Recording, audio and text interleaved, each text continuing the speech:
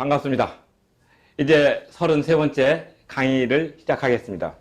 오늘은 이제 상당히 중요한 내용을 여러분께 소개를 하는데, 그것은 교회 정관의 재정, 그 다음에 재정 주체, 그리고 효력에 관해서 말씀을 올릴까 합니다. 이제 대부분 교회에서 이제 교회 정관을 만드는데 어떻게 만들어야 될 것인가 하는 고민을 이제 많이 하게 되는데, 구체적으로 교회에서 이와 같은 정관을 이렇게 관심을 갖게 된 것은 대법원 판례 2006년도, 그러니까 공식적으로 2006년 4월 20일 날, 그러니까 대법원 전원 합의체 판결에 의해 가지고 교회 정관의 중요성에 관해서 알려지게 됐습니다. 물론 이제 그 전에도 정관은 있었지만, 이제 대부분 교회 내부적인 일들은 정관에 의해서 교회 내부의 어떤 수습을 또는 어떤 문제가 있을 때는 해결하는 것을 원칙으로 했습니다. 근데 이제 지난번에 간단하게 말씀드린 대로 1997년 12월 9일 날 이제 우리나라가 재정적으로 어려운 소위 IMF가 생기고 나서 사회 전반적인 흐름이 많이 바뀌게 되고, 거기에 따라서 많은 어떤 산업 구조가 이렇게 변화함으로 인해서 실업자와 또 평생 직장이라는 개념이 많이 사라지고, 그것이 곧 교회를 이제 운영하는 데 있어서 소위 교회를 건축했다든지 교회를 크게 나가는 그런 여러 가지 문제에 대해서 생각하지 못했던 일들이 나타나게 되었습니다. 그래서 그러다 보니까 이제 그전에는 교회가 믿음과 신앙이라는 어떤 축을 가지고 있다가 이제 교회 재산이라는 문제를 많이 이렇게 관심을 가지고 나타나게 되었습니다. 그래서 교회 재산을 누가 관리할 것이고 어떻게 처분할 것인가 하는 그런 실질적인 문제에 있어서 기존의 판례는 이제 교회의 어떤 내부적인 자치법적인 요소로 정리를 해주다가, 이제는 이러한 것이 사회적으로 어떤 분쟁의 요소로 표면화가 되었습니다. 그래서 표면화된 것을 이제 법적으로 정리를 해줄 필요가 생긴 이유는, 이제 교회 헌법에서는 교회 재산에 대한 재정적인 법을 독립적으로 가지고 있지 않았습니다. 그래서 항상 말씀드린 대로 교회 재산 문제에 있어서는 먼저 교회 정관을 우선으로 하되 민법의 준용을 받게 되고, 그 민법의 준용을 받게 되다 보면 먼저 교회 내부에 있는 정관을 들여다보게 됩니다. 그래서 이제 교회 정관을 중요시하게 되고, 그 다음에 그러한 것들에 대해서 미비하고, 또 어떤 부분은 이제 민법에 따른 준용을 하게 되고, 또 그런 것들이 또 미비하게 되면 교회법이라든지 또는 관례에 따라서 일을 처리하게 됩니다. 그래서 교회에서 나타났던 그런 법적인 문제들이 왜 문제가 이렇게 표면화가 됐느냐, 그것은 바로 교회의 성격이 비법인 사단으로서의 기능을 가지고 있기 때문에 그렇습니다. 그래서 이제 정관을 전에는 어떻게 생각하고 있었냐면은, 대부분 이제 처음 세무서에 어떤 과세 신고를 한다든지, 또는 교회 건축을 위해서 은행권에 어떤 대출을 받게 된다든지, 또는 교회 건축을 할 때 교회 운영 자금을 받는다든지 하는 이러한 어떤 돈 관리에 있어 가지고 정관의 어떤 요식적인 행위를 요구했지만, 이제 이러한 것들이 이제 교회마다 이제 규모가 커지고, 또 교회마다 또 어떤 재산권적인 관심이 증대하다 보니까 정확한 어떤 정의를 내리고 개념을 정리할 필요성이 아마 시대적으로 나타났다는 것으로 생각됩니다. 그래서 이제 2006년도 대법원 전원 합의체 판결에 의해서 교회 재산의 성격을 총유라는 개념으로 분명하게 정리를 해줬고, 또 그 다음 이어지는 것이, 그러면 이제 다수와 소수와의 어떤 관계가 있을 때 다수의 어떤 의견을 따라주되, 소수는 또 소수대로 종교적인 자유를 찾도록 이렇게 배려를 했고, 또 아니면 다수의 의견에 소수가 따라가서 같이 이제 합의해서 할 수 있도록 어떤 전기를 마련해 준 귀한 계기가 된 것이 이 대법원 판결인데, 이걸로 인해서 각 교회마다 이제 정관을 새롭게 정리하고, 또 정관을 이제 제정해야 될 필요가 대두가 되었습니다. 그래서 이제 대부분 정관을 이제 목사님들 개인적인 소신이나 어떤 설립 이념에 따라서 정관을 만들다 보니까 소위 비법인 사단으로서의 중요한 필수적 기재 사항과 임의적 기재 사항에 대해서 상당히 법적인 지식이 없었기 때문에 이제 어느 정도 이렇게 만들어 놓은 정관을 모방하게 된다든지 또는 이제 인터넷에서 떠돌아다니는 그런 정관을 이제 소위 모범 정관이라는 그런 것들을 이렇게 하다 보니까 여러 가지 불합리한 요소가 발견이 되게 되었습니다.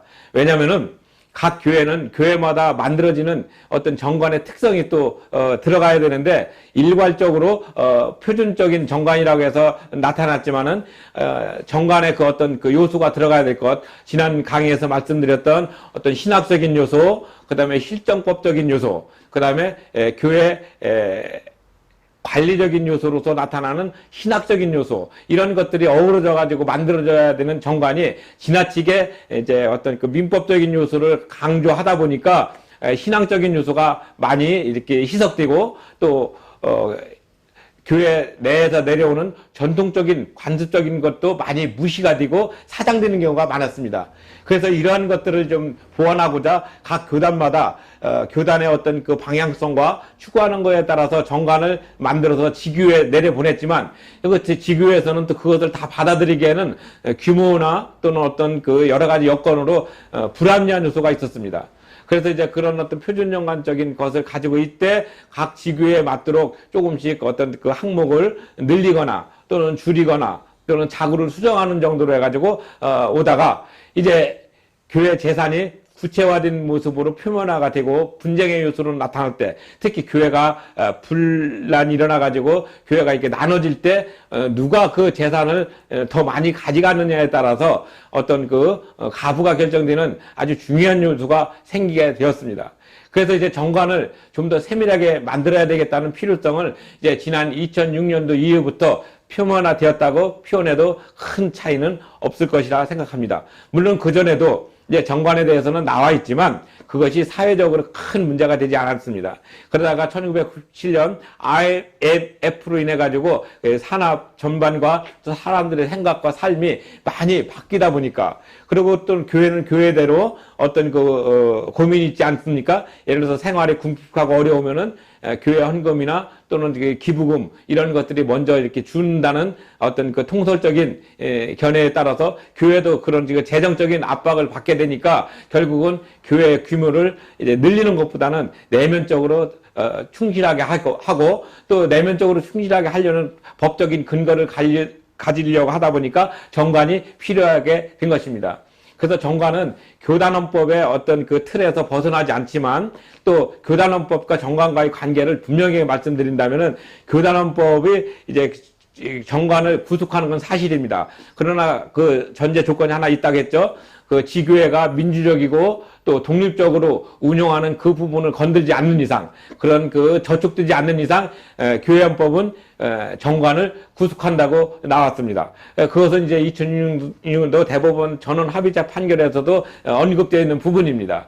그래서 이제 이런 그 판결에 의해 가지고, 왜냐하면 대법원에서 어떤 판결을 내려주면 그 하급심되는 고등법원이나 또는 지방법원이나 이쪽은 이제 그 전체적인 틀에서 벗어나지 않도록 다시 판결을 하고 그 범위에서 대부분 수용하는 것이 있기 때문에 그렇습니다. 이것을 법적인 용어로 이제 그 기속력이라고 하는데, 이제 그 대법원의 판결은 그 하급심을 전체적으로 이렇게 방향을 정해주는 아주 중요한 판결이기 때문에 그렇습니다. 그래서 이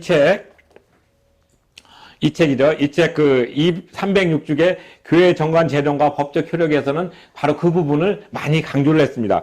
그래서 이제 정관은 이제 보편적으로 교회 그 명칭을 가장 소중하게 생각합니다. 그래서 정관 제일 처음에 나오는 것은 명칭, 그 다음에 소재지, 그 다음에 목적과 비전입니다. 그래서 이 명칭을 쓸 때는 예를 들어서 대한예수교 장로회, 또 어느 지역에 있는 무슨 교회, 또는 대한감리회 또 무슨 교회, 또 대한성결교 무슨 교회. 그래서 항상 그 앞에다가 교단의 이름을 먼저 세우는 것은 그 교단의 그 정체성을 가지고 있을 때 그 교단헌법이 바로 그 지교회를 이렇게 구속한다는 상징적인 의미가 있습니다. 그래서 그 교단헌법은 정관의 그 독립적이고 또 민주적이고 또 어떤 그런 것들을 이렇게 구속하지 않는 범위에서 효력이 있다고 대법원 판결은 분명히 밝혔습니다. 그렇기 때문에 우리가 교회 이름을 바꾼다 할지라도 그 바꾸는 것은 목사 개인이 어떤 그 이름을 바꾸는 게 아니라 다 그 노회의 승인을 얻고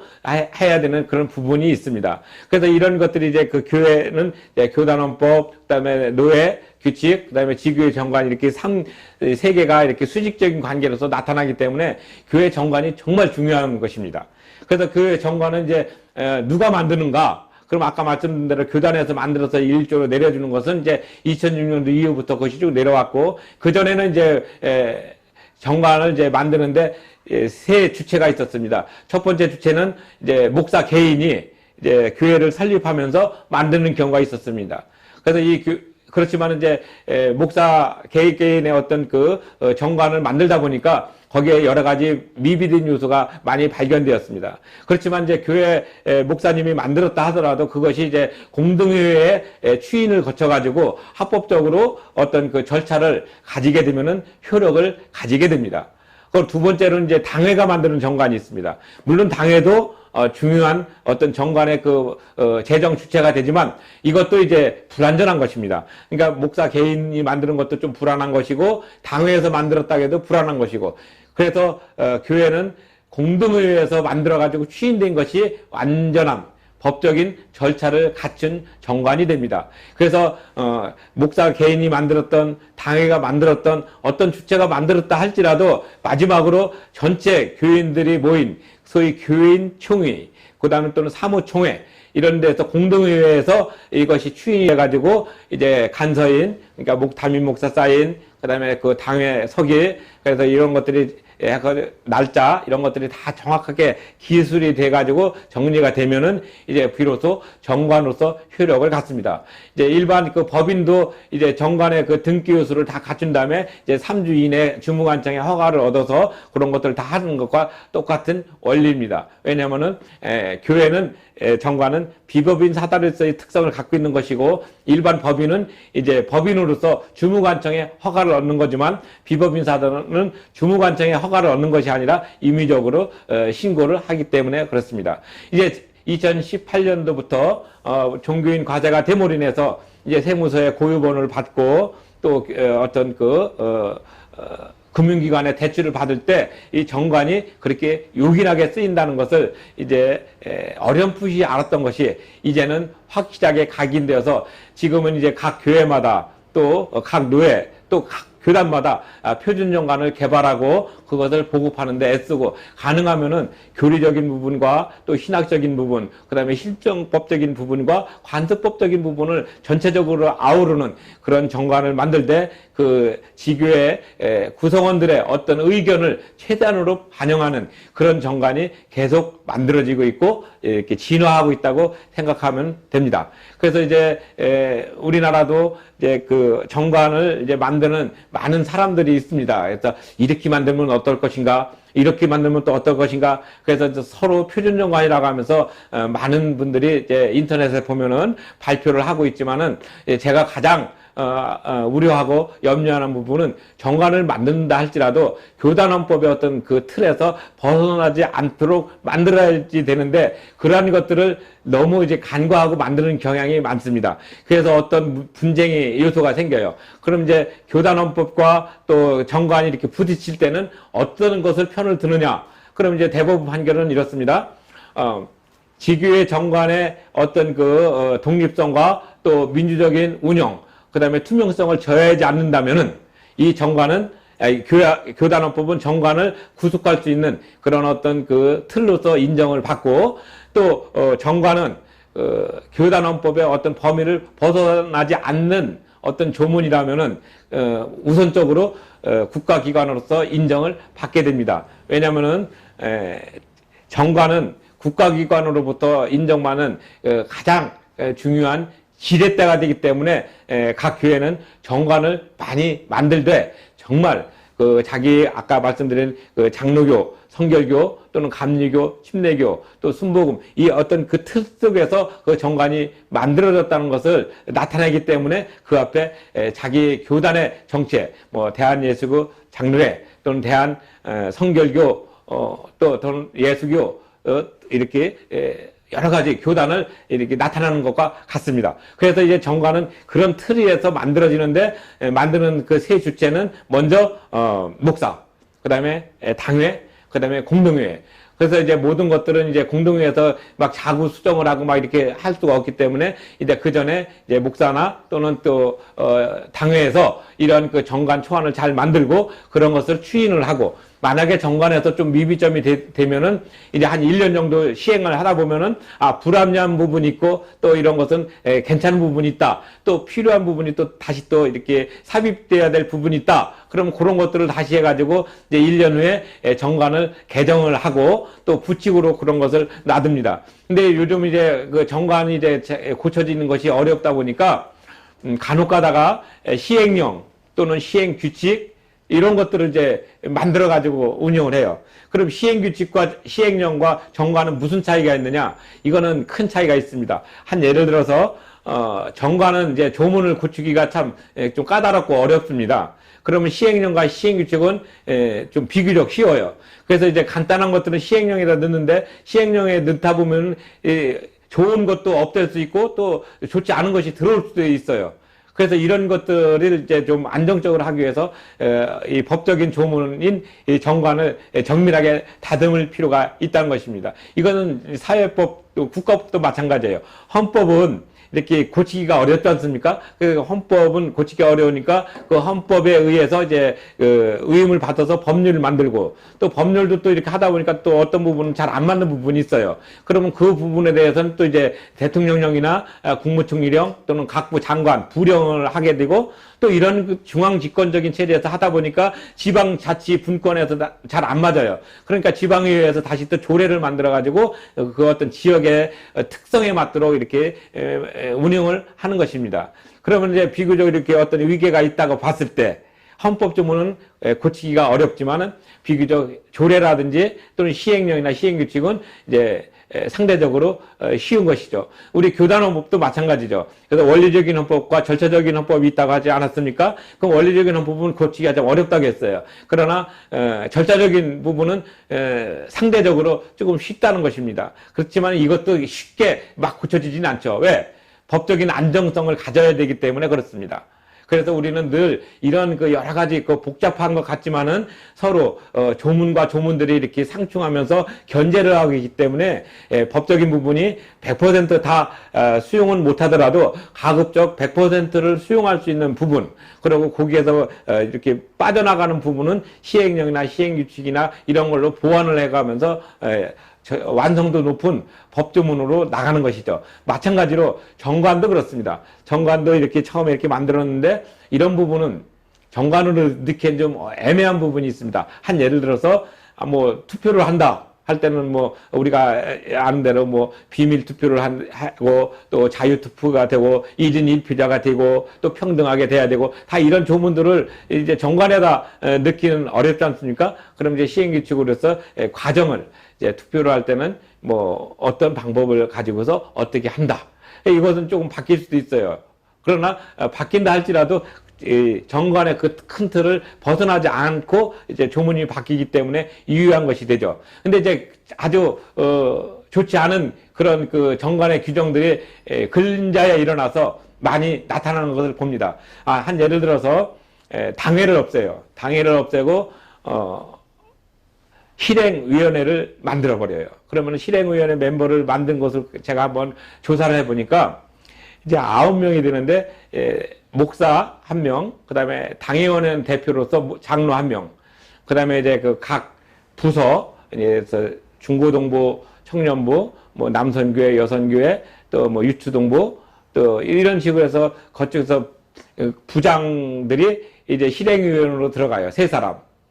그리고 또 이제 청년회장은 이제 젊은이들을 이제 적극적으로 이렇게 포용한다는 의미로서 청년회장이 또 실행위원으로 들어가고, 그 다음에 또 이제 또 각 선교회 그 사람들이 들어가서 9명 정도가 교회를 전체적으로 이끌어가는 실행위원으로 만드는 정관이 있었습니다. 그러다 보니까 제가 이제 그걸 가만히 보니까 그렇게 되면은 당회가 없고 실행위원회에서 모든 것을 하다 보니까 어떤 문제가 생기냐면은 헌법, 교단헌법에 있는 조문하고 달라지게 됐어요. 왜냐면 교단 무슨 당회를 두고 당회원은 목사와 장로 2인 이상, 그래서 3사람 이상의 당회를 만든다. 이렇게 했던 그런 부분들이 상충이 되지 않습니까? 근데 이제 이 정관을 만든 그 사람들, 또는 정관을 만든 그 주체에 물어보면은 교회의 어떤 민주적이고 또 투명하고 또 어떤 그 독립적인 운영을 위해서 만들었다고 얘기했어요. 그러면은 생각해 보십시오.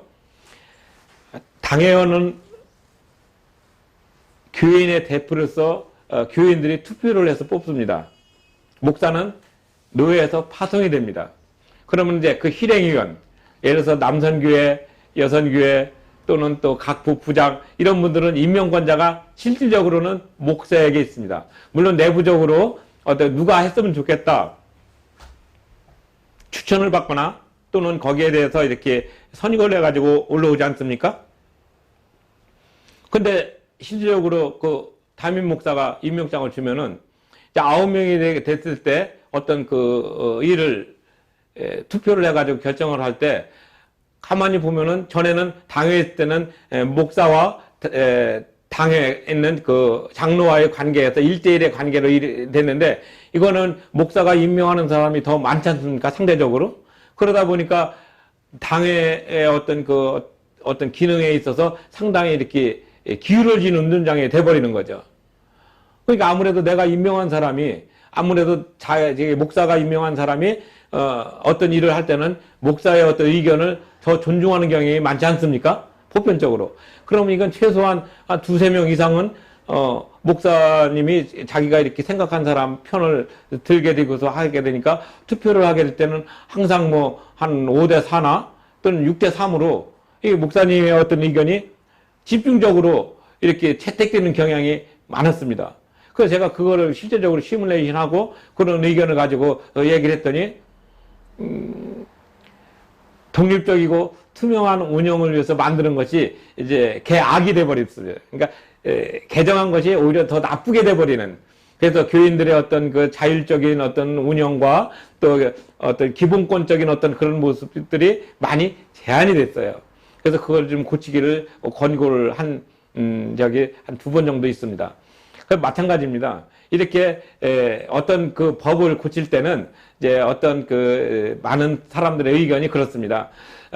새로 고친 법이 한 5배, 10배 이상 월등하게 뛰어나지 않으면은 그 법을 보완하는 것이 좋다 하는 그런 의견을 많이 갖습니다. 새로 것을 제정하거나 만들어서 이렇게 하는 것보다 기존에 있던 것을 보완해 가지고 잘 이렇게 운용하는 것이 더 효과적이고 또 어떤 그 시간적으로나 재정적으로나 낭비가 적다는 얘기를 많이 합니다. 저도 이 의견에는 동조를 합니다. 그래서 법조문을 만드는 것은 참 어려운 일이지만 또 이렇게 고치는 것도 신중해야 된다는 것을 말씀을 드리는 것입니다. 그래서 이제 그 정관을 만들어지고 또 어떤 개정이 될 때는 보통 이제 그 교회에서 매년 뭐 이렇게 정관을 개정하는 게 아니라 보통 한 3년 정도 또 길면은 5년 정도 있다가 이렇게 교인들의 그 변화된 모습, 변화된 의식, 그 다음에 교인 수 규모, 또 여러 가지 상황을 봐가지고 이제 고쳐야 될 부분, 재정을 좀 고쳐야 되겠다.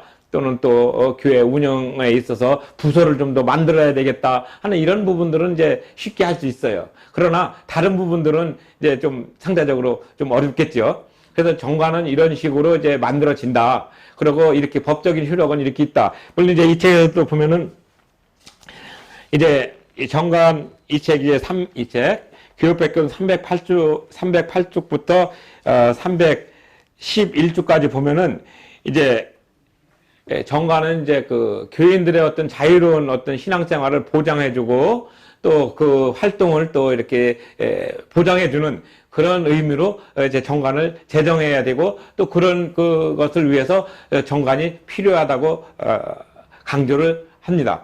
저도 역시 이제 교회 생활을 이렇게 하고 교회를 이렇게 전체적으로 운영하다 보면은 제일 문제가 되면 이제 인간관계적에서 어떤 그 의견 차이가 날 때 누가 옳다, 누가 그르다 이런 것을 이제 완전하게 이렇게 제압하려고 하는 경향이 있습니다. 내 의견도 어느 정도는 이제 결점이 있고 상대방도 결점이 있지만 그래도 내 의견에 어떤 그 장점이 많으면은 그 장점이 많은 걸 가지고 나가되 단점을 보완하기 위해서 상대방의 의견도 수용해 가지고 같이 이렇게 이끌어가는 정반합의 어떤 그런 원리에 따라 가지고 이게 보완해 나갈 수 있는 그런 유연성이 필요합니다. 근데 이제 우리는 이제 그런 어떤 상대방의 의견을 받아들이게 되면은 내 의견이 이제 좀 무시당하는 것 같고 또 어떤 권위가 손상되는 것 같고 그래가지고 잘 안 받으려고 하는 경향이 많습니다. 근데 우리가 이런 생각은 좀 접어두고 이제는 내 의견보다는 상대방 의견을 적극적으로 반영하면서 교회를 운영한다면은 어차피 같이 함께 무엇인가 이뤄가려고 하는 공동의 선을 위해서 가기 때문에 그런 것은 참 좋은 거라고 생각합니다. 그래서 어떤 그 교회가 분란이라든지 어떤 위기가 올 때는 그 전에 징조가 있어요. 어떤 징조가 있느냐? 사람과 사람, 그 구성원들 사이의 어떤 반목과 질투, 그 다음에 그 세력 다툼이 나타나게 됩니다. 그래서 이런 것들은 파당을 짓는 행위인데, 이런 것들을 이제 하지 못하도록 하기 위해서는 그래도 정관에 있는 대로 어떤 그 기본적인 법적인 그 지식 또는 법적인 의식, 이런 걸 가지고서 서로가 서로를 존중해 주면서 나가는 그런 자세가 선행되어야 된다고 생각을 합니다. 이 정관도 바로 그런 의미로 만들어졌지만 어떤 부분에서는 자기가 좀 더 많은 권한을 행사하기 위해서 정관을 만드는 경우가 아까 말씀드린 실행위원회를 만들어서 결국은 겉으로는 민주적이고 투명하고 또 독립적으로 운영한다는 미명 아래 결국은 자기가 모든 것들을 이렇게 장악해서 하려고 하는 그런 그 인간의 어떤 그 내면적인 탐심에 나타나는 것을 우리가 볼 수가 있어요. 그래서 우리가 그런 부분들은 조금 조심해야 되고, 정말 매번 조심해야 되고, 항상 조심해야 된다고 생각을 합니다. 그 다음에 이제 여기에서 이제 정관이 또 중요한 거는 그 구성원의 그 교회를 소위 교단을 탈퇴한다든지 이제 그 교회 이름을 바꾼다든지 또는 이제 장로교가 갑자기 성결교로 간다든지 하는 이러한 어떤 극단적인 경우지만 이렇게 성질 자체가 교회라는 성질은 고유하게 있되 그 목적과 구성원들의 어떤 그 흐름을 바꿀 수 있는 그런 어떤 결정을 하게 될 때가 있습니다. 대부분 이런 것은 이제 교회 분쟁으로 나타나는데 아니면 이제 교회 분쟁으로 나타나다가 결국은 타협이 안 되면은 교회가 이렇게 나눠지는 그런 모습이 됩니다. 그런 때는 이제 정관에 나타나는데 거기에 나오는 것이 뭐냐면은 의사 정죽수하고 의결 정죽수가 됩니다. 그래서 이제 아주 중요한 거, 우리 헌법에도 아주 중요한 것은 뭐 제적 과반수의 참석의 과반수의 어떤 의결을 요한다 그러진 않습니다. 아주 중요한 거, 예를 들어서 대통령 탄핵이라든지 헌법 조문을 바꾼다든지 할 때는 3분의 2의 어떤 의결 정주수를 필요로 하는 경우가 있습니다. 교회 정관도 마찬가지입니다. 교단을 탈퇴한다든지 할 때는 상당히 중요한 문제이기 때문에 그 구성원들의 3분의 2 이상 의결 정주수가 있어야지 됩니다. 그러면 의사 정주수는 뭐냐? 그럼 내가 어떤 의사를 좋다, 나쁘다를 이렇게 판단할 수 있는 또는 그 의견을 낼 수 있는 사람을 의사 정주수라고 하고 그 의사 정주수 중에서 그 부분을 결정을 해서 나갈 수 있는 구체적인 것은 의결 정주수입니다. 그러니까 많은 분들이 의사 정주수하고 의결 정주수하고 이걸 이제 혼돈하는 경우가 많았습니다. 근데 이제 2006년도 이후 그다음에 2010년도 대법원 판결, 2014년도, 2018년도 대법원 판결 쭉 오면서 이제 의사 정주수하고 의결 정주수에 대한 개념이 이제 확립된 것 같아요. 그래서 이제 어떤 그 표결을 할 때는 이제 소위 그 표 단속이라고 해서 이건 찬성표, 이건 반대표 이렇게 미리미리 이제 가늠할 수 있도록 이렇게 정리하는 경우도 많이 있습니다. 물론 이제 이것이 필요한 경우도 있지만은 가능하면은 개개인의 자유로운 의사를 표현할 수 있는 그런 분위기에서 이렇게 나타나야 되는데 대부분 이제 어떤 목적을 가지고 있다 보면은 자 이번에는 이제 부결을 시켜야 된다. 이번에는 이제 찬성을 시켜야 된다. 미리 이제 주체 지도부들이 결정을 해놓고 하는 경우가 많이 있어요. 근데 이런 것이 꼭 좋다 나쁘다 그런 것보다도 어떤 사안이 정말 그 구성원들에게 자유롭게 이렇게 의사를 표현할 수 있고 거기에 따라서 결정할 수 있는 결정권을 주는 것이 옳다고 봅니다. 그래서 교회는 아직도 이러한 전통이 크지만 이제 우리가 쉽게 볼 수 있는 국회에서 어떤 의결을 할 때 서로 각 당마다 어떤 사안을 이번에는 무조건 부결시켜야 돼. 이번에는 무조건 가결시켜야지 돼. 그럴 때는 이제 당론이란 이름으로 개개인의 어떤 의견을 가능하면 제안하고 이제 한 곳으로 모아가지고 투표하는 것을 보지 않았습니까? 교회도 마찬가지로 그런 부분이 많이 있습니다. 그렇지만 이제 제가 말씀드리는 것은 교회도 각 개개인이 자기가 자유로운 의사표시를 할 수 있도록 분위기를 갖고 그러한 좋은 전통이 있기를 원하는 것입니다. 왜냐하면 제가 원리를 처음 강론할 때 교회의 자유, 그 다음에 고전의 양심의 자유, 이 두 가지를 얘기했던 것이 바로 이런 부분입니다. 왜냐하면 개개인은 독립적인 존재로서 하나님과의 관계는 1대1 관계지 어떤 무슨 교회와 하나님 이렇게 해도 단체적인 관계는 아니거든요. 근데 우리는 이렇게 하나의 집단적인 의식이 강해요. 그래서 이제 이런 것도 이제 사회적으로 보면은 생활 소득하고 관계 있어요. 한 예를 들어서 우리가 이제 $2,000 이상, 이제 GNP가 $2,000 이하가 되어서 어렵게 살 때는 먹고 사는 게 중요합니다. 그래서 생존 본능이 중요하기 때문에 생존권적인 관점에서 집단의식이 강하게 돼요. 그러다가 이제 그것이 이제 생활 수준이 발달하면은 이제 그래서 $15,000 이상 되게 되면은 이제 환경이라든지 인권, 또 자유, 평등, 복지 이런 부분에 많은 관심을 갖게 되는 거죠. 그래서 이제 이런 부분을 많이 갖게 되면은 이제 진보적인 사고를 가졌다고 하고 또 그렇지 않으면은 이제 좀 보수적인 사고를 가졌다고 얘기를 많이 하죠. 그러나 우리가 이제 사람이 살아가면서 생활의 수준이 높아지면은 그만큼 어떤 생각의 틀이 개인을 중심으로 많이 나타납니다. 그 한 예를 들어서 또 우리가 올림픽 경기를 보면 알 수 있어요. 우리가 1970년대 그리고 80년대 초까지만 해도 축구를 한다. 그러면 우리나라는 이제 개개인의 기술이 좀 떨어지니까 뭐라고 많이 표현하냐면 조직력으로 승부해야 됩니다. 이런 얘기를 많이 써요. 그래서 개개인의 능력보다는 그 조직의 힘을 극대화시켜서 이기려고 하는. 그래서 이제 하지만은 그때 이미 유럽이나 축구 선진국 같은 데서는 뭐를 했습니까? 개인기를 중심으로 해서 전체적인 화합을 이루는, 그러니까 개개인의 능력을 극대화시켜서 전체적인 총합을 이룰 수 있는 그런 축구를 해왔어요. 그래서 이제 따지고 보면 브라질 같은 나라는 이제 개인기가 특출하지 않습니까? 그리고 이제 서독들이나 영국이나 이런 선진국은 대부분 개인적인 능력을 많이 가져요. 그리고 또 기록 경기를 가만히 보면은 우리는 컬링이라든지 또는 야구라든지 축구 이런 걸 해야지 금메달 하나밖에 없어요. 우승해도. 그러나 육상이나 또 이렇게 수영이나 이런 부분을 한번 보십시오. 개인의 어떤 기록 경기를 하게 되면은 금메달이 보통 한 70개, 80개씩 됩니다. 육상도 한 80개, 또 수영도 한 80개 이상 이렇게 되지 않습니까? 그러니까 마찬가지로 생활 수득이 높아지면은 그만큼 생각이 달라진다는 것이죠.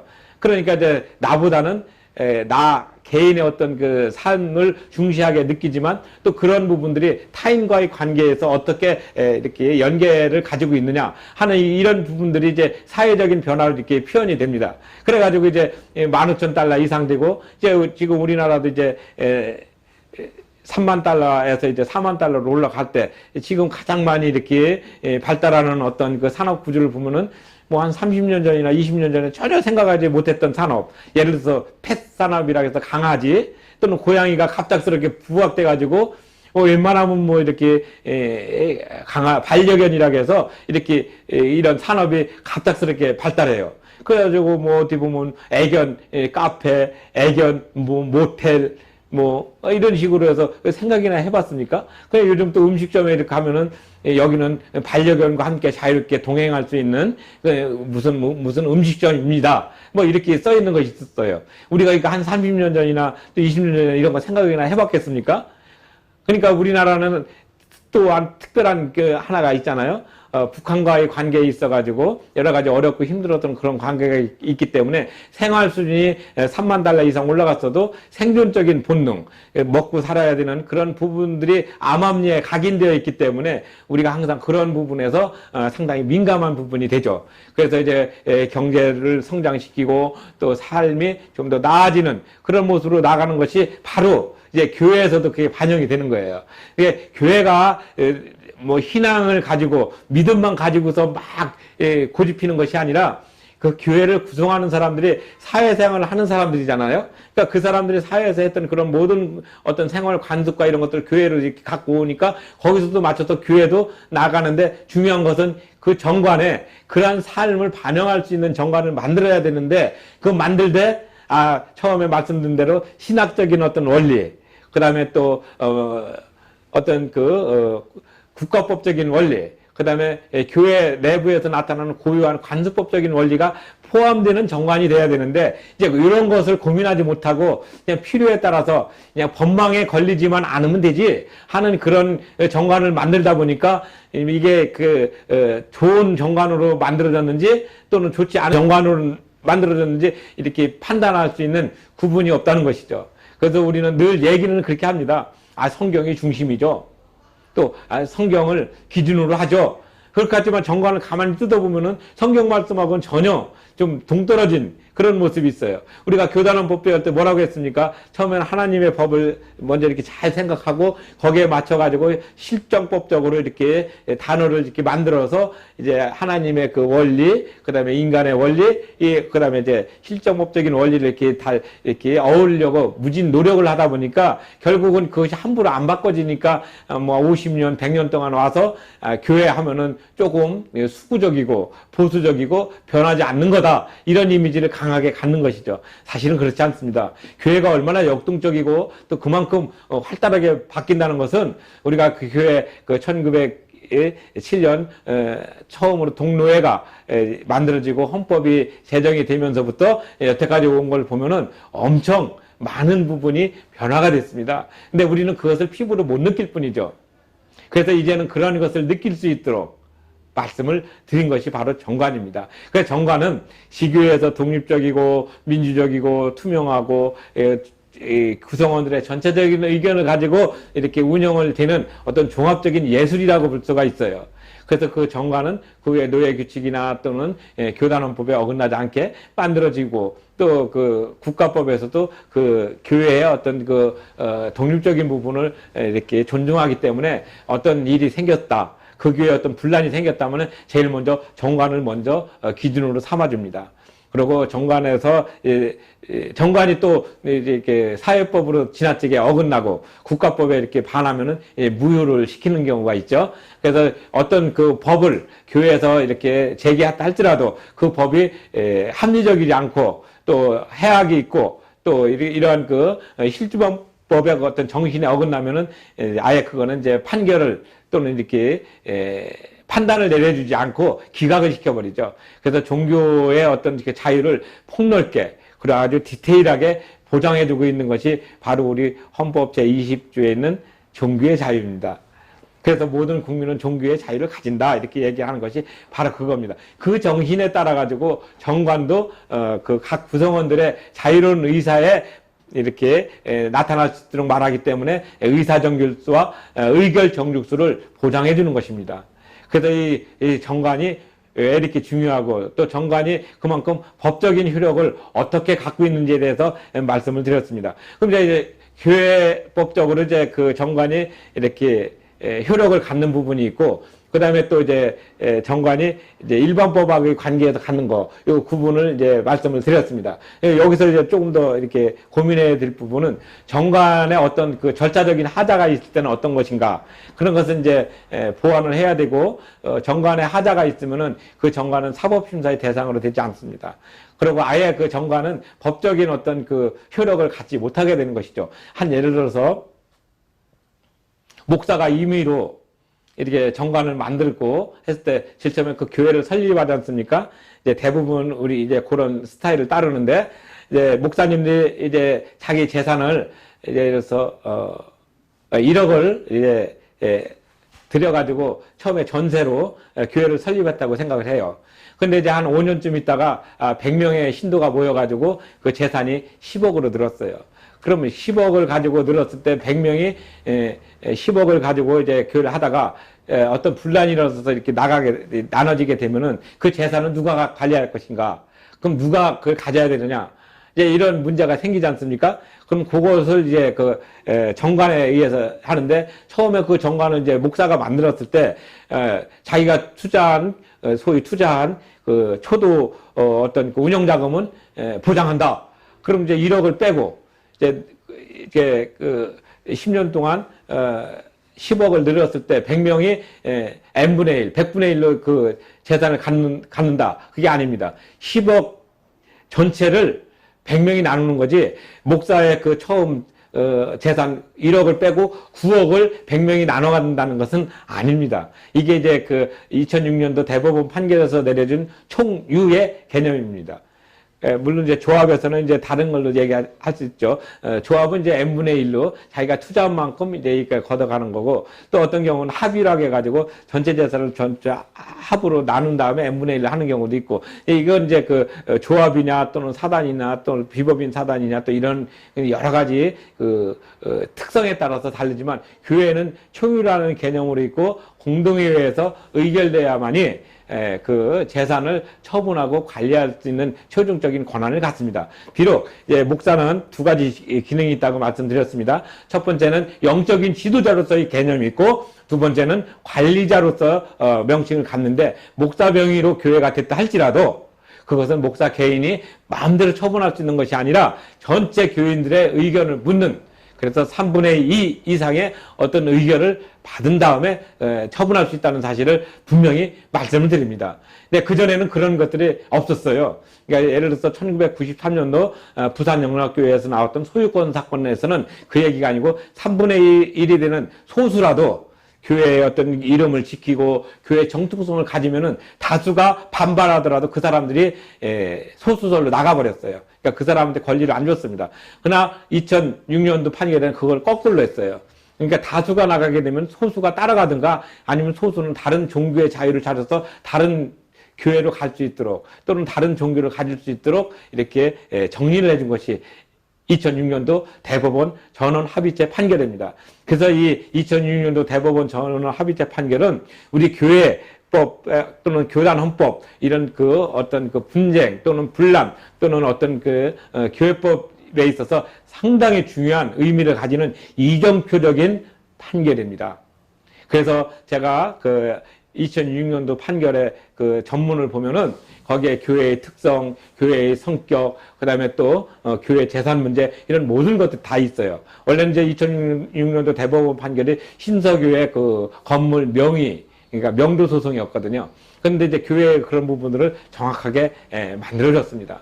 그 이후부터 이제 정관이 각 교회에 상당히 중요한 이게 지렛대로 삼기 때문에 정관을 폭발적으로 정리하게 됐는데, 그 정관에서 만들어지는 것은 보니까 결국은 아까 말씀드린 신학적인 부분 또는 교리적인 부분 또는 실정법적인 부분, 교회 내에 고유한 관습법적인 부분을 많이 이렇게 희석시켜가지고 어떤 민사법적으로만 해결되는데 유용하게 만드는 그런 정관을 만들다 보니까 결국은 교회 본연의 목적이 뭡니까? 바로 하나님 말씀을 증거하고 예수님을 증거하는 그런 부분들이 상당히 빠지게 되었더라 이겁니다.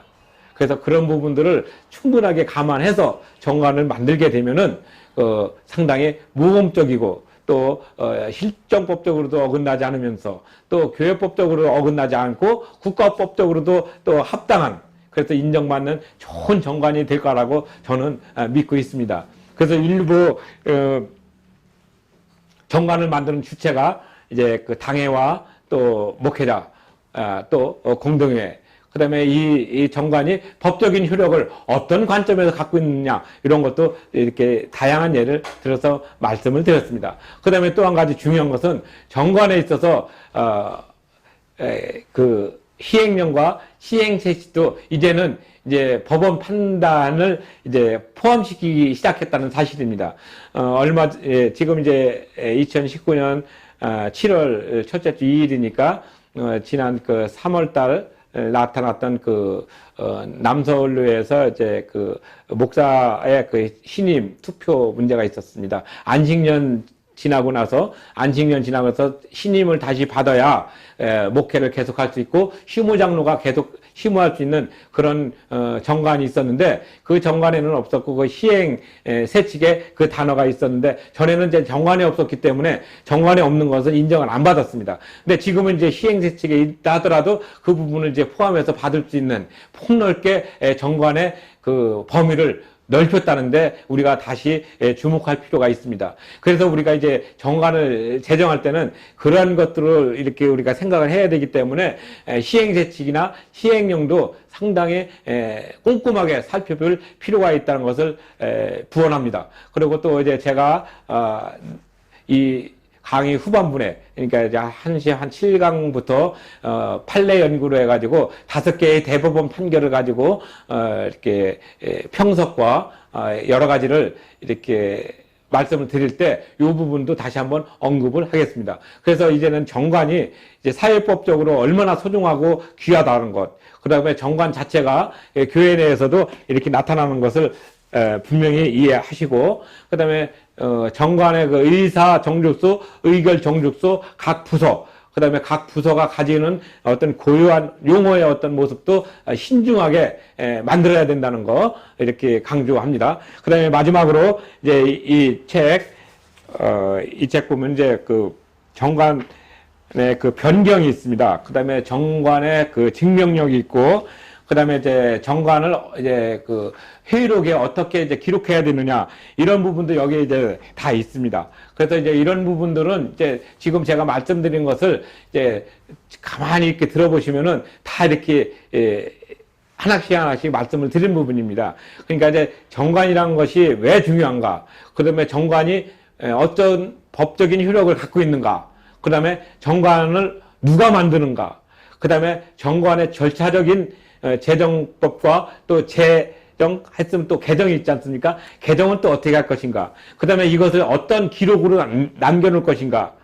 중요한 것은 또 기록도 이 증거가 있어야 되지 않습니까? 그래서 어떤 문제가 생겼을 때는 언제 어떻게 이렇게 해서 결정이 된 정관이니까 여기에 따라서는 해결을 해야 됩니다. 이런 거 있고. 그 다음에 또 중요한 것은 이제 정관은 항상 이제 그 민법에 우선해서 먼저 적용을 하고 정관에서 불합리한 부분이나 또는 사회 정서에 반하는 어떤 그 조문은 아예 그 심사 대상이 되지 않는다는 것. 그 다음에 이제 교회 내부적으로 정관에 의해서 충분하게 해결될 수 있다면은 이제 그 정관의 어떤 그 재정을 트집 잡아서 소위 그 절차적인 부분이 잘못된 하라가 있으면은 그거는 분명히 고쳐야 되겠지만 그런 부분이 없이 정상적으로 만들어진 정관을 가지고서 이제 어떤 사법심사의 대상으로 든다. 이것은 거의 다 이제 기각 내지는 각하를 시키죠. 왜냐하면 교회 내부적인 것이기 때문에. 그리고 교회 그 정관을 제정했을 때 어떤 그 정관 명칭에서 그러니까 민법 41조 정관의 어떤 그 구성, 그 다음에 이제 계속 그런 그 기재사항, 이런 것들이 하자가 없음에도 불구하고 자기 어떤 개인적인 신앙 소신이나 또는 자기가 개인적으로 이렇게 읽어봤을 때 납득이 안 가고 이거는 뭐 불합리하다고 느껴가지고 계속적으로 그걸 가지고 이렇게 소위 그 트집을 잡다든지 이렇게 뒷다리 거는 그런 스타일로 하게 되는 것을 이제 법원에다 제출하면 법원에서는 이제 그런 것들은 이제 각하시키거나 기각시킨다는 것이 보편적인 어떤 그 태도, 판례의 일관적인 태도고 또 사법부의 어떤 그 태도였습니다. 그러니까 우리가 정관을 가지고 얘기할 때는 항상 그 교회 내부적인 것을 중요하게 생각을 하셔야지 되는데 그런 부분들을 이제 어떤 자기 신앙 소신에 반한다고 해서 어떤 법적인 기관으로 가서 심사를 받게 해달라. 이거는 이제 옳지 않습니다. 또 어떤 분들은 이제 정관의 어떤 그 상위 주체가 교단 헌법이니까 교단 헌법에 어떤 불합리하다고 해서 갑작스럽게 헌법소원 낸다고 하고 또 어떤 부분은 뭐 위헌 법률 뭐 심사를 한다고 막 엉뚱하게 그렇게 얘기를 해서 공법이 아니고 사법적인 그런 이런 부분은 이제 사실 위헌 법률 심사 대상 자체가 되질 않습니다. 이거는 이제 개인의 권리 관계에 있는 부분이기 때문에 그래서 정관도 교회도 정관도 말씀을 드렸지 않습니까? 계약법적인 계약설에 의거한 것이 있고 자치법적인 것에 의거해서 자치법설이 있다고. 그러니까 이제 어떤 자치법적인 그런 부분들이 잘못된 것은 그 어떤 사회 그 정서상 현격한 법적인 하자를 갖는다든지 절차적인 하자를 갖게 되면은 아예 무효가 된다든지 그 효력이 없는 것이지, 그것 자체가 이제 어떤 법률 심사로 해서 헌법재판소에서 이렇게 판결해 주는 건 아닙니다. 근데 이제 정관 강의를 하고 또 이제 국가법과의 관계를 얘기하다 보니까 그러고 또 이제 우리가 오해할 수 있는 부분이, 예, 그 헌법이란 단어를 쓰지 않습니까? 그러니까 이제 헌법이란 단어를 쓰니까 이제 헌법재판소에서 판결할 수 있다, 이렇게 생각하시는 분도 있었어요. 근데 사실 우리가 이제 교회 헌법이나 교단 헌법이라는 얘기를 쓴 이유는 일제시대 때는 우리가 국가의 어떤 주권이 없었기 때문에 그래도 교회에서 가장 권위가 있는 그 법이다 해서 헌법이라는 용어를 썼어요. 저도 이 책에서는 그런 부분에 대해서 조금 수정을 해야 될 필요가 있다고 생각해서 교회 헌법이다 하면은 일반적으로 교회 헌법과 일반 우리가 실존법적인 헌법하고 이제 혼돈되는 경향이 없잖아 있으니까 이거를 좀 어떻게 좀 고쳐야 되는 어떤 고심을 해야 되지 않을까 하는 그런 생각을 제가 이렇게 간단하게 이렇게 각주로 표현을 했습니다. 그 다음에 또 이제 우리가 이제 법적인 용어를 잘 골라 써야 된다는 것을 제가 이제 또 강조하고 싶은 이유는 뭐가 있냐면은, 이제 지난번에 이제 제가 이제 출두자 의 어떤 그 재화를 위한 뭐 선진화 방향 이런 것을 이제 뭐 신학대학교에서 강의를 했는데, 그때 이제 그 강의하신 그 교수님이 재활 프로그램이라고 했어요, 출소자한테. 그래서 이제 자활과 재활의 의미를 잘 모르는 것 같다. 그래서 이제 재활은 이제 신체의 일부분이 좀 불편하거나 어렵고 힘든 사람한테 그 기능을 이제 이렇게 회복시켜서 정상적으로 활동할 수 있는 것이 재활이고, 자활은 이제 생활이 어렵고 힘든 사람한테 어떤 그 사회적인 어떤 일거리나 직장을 마련해서 스스로 자기 삶을 가꿀 수 있는 그런 부분이 되니까, 출소자한테 재활이란 단어는 좀 맞지 않고 오히려 자활 프로그램의 어떤 활성화 방안이 옳지 않은가, 이렇게 제가 건의를 했었습니다. 근데 이제 법령에서는 무슨 이제 대부분 그런 것을 이제 깊이 안 쓰고 뭐 자활이란 단어보다는 재활 프로그램이 익숙해서 그렇게 썼다고 얘기를 했는데, 그것도 이제 사실 보면은 이제 자활은 이제 서포트 원셀프 또는 원서포트 해가지고 이제 스스로 이제 자기가 서나가는 그런 부분을 강조했어요, 영어 표현도.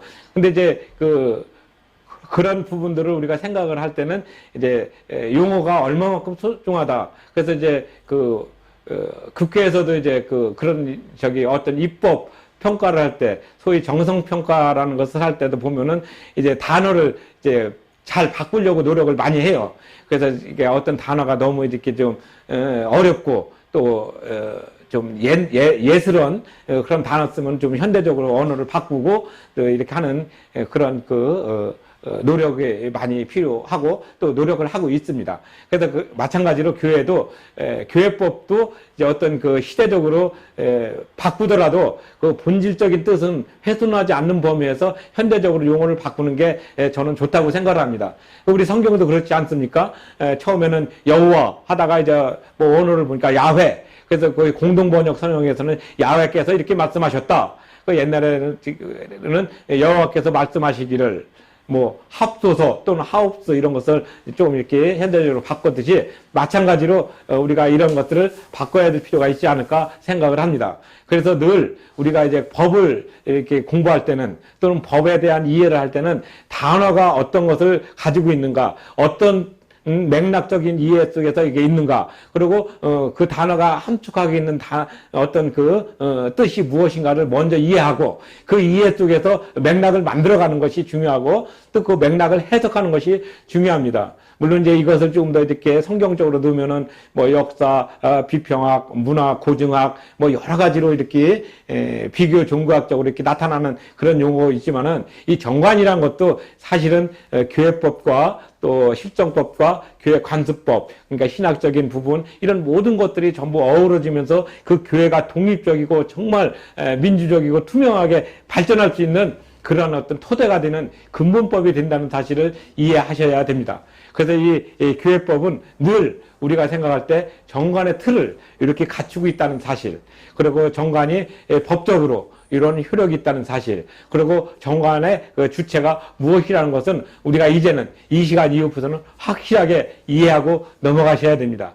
그래야만이 이제 정관에 대해서 어떤 얘기가 나올 때는 정관은 이런 방향성이 있고 이런 기능이 있고 이런 내용을 함축하고 있어. 그래서 교단원법과 정관, 그 다음에 노예 규칙 이런 것들을 알고서 이제 교회 생활을 하고 자기의 신앙 생활을 한다면은 하나님의 법과 또 우리 세상 법과의 어떤 상충되는 부분을 상당 부분 해소하면서 나갈 것이라고 여겨집니다. 자, 오늘 이제 그 전체적으로 이 정관 이 책 333쪽까지 제가 강의를 했습니다. 그래서 이제 다음 강의에서는 이제 교회 정관과 사법심사 이제 마지막 부분으로 해서 이제 대법원 판례를 5번 하고, 그 다음에 이제 제가 이제 그 2번은 이제 그 마무리를 짓는 걸로 해서 교회법 개론 제 책 전체를 이제 강론하는 것을 마감을 지려고 하는데, 오늘은 이제 특별하게 이제 나눠서 이렇게 강의를 하기가 어려워가지고 정관의 그 법적 효력, 정관의 그 재정 주체 이러한 것들을 이제 한 55분 동안 좀 길게 했습니다. 딴 때는 30분 정도로 끝냈는데 오늘은 이것을 나눠서 할 수가 없어서 이렇게 길게 했음을 하시고, 요것만 오늘 강의만 잘 들으시더라도 정관의 어떤 틀은 어떻게 구성되고 어떻게 만들고 어떻게 운용해야 된다는 것을 이제 아셨을 것이라 확신합니다. 더욱더 하나님의 법은 늘 우리 삶에서 중심이 되고 또 예수 그리스도가 우리 삶의 깊은 주인이 되고 책임 있는 주체로서 나간다는 것을 깨닫고 그에 대한 고백을 늘 하면서 사시는 그런 모습이 되기를 진심으로 기원하며 오늘 강의를 마치겠습니다. 감사합니다.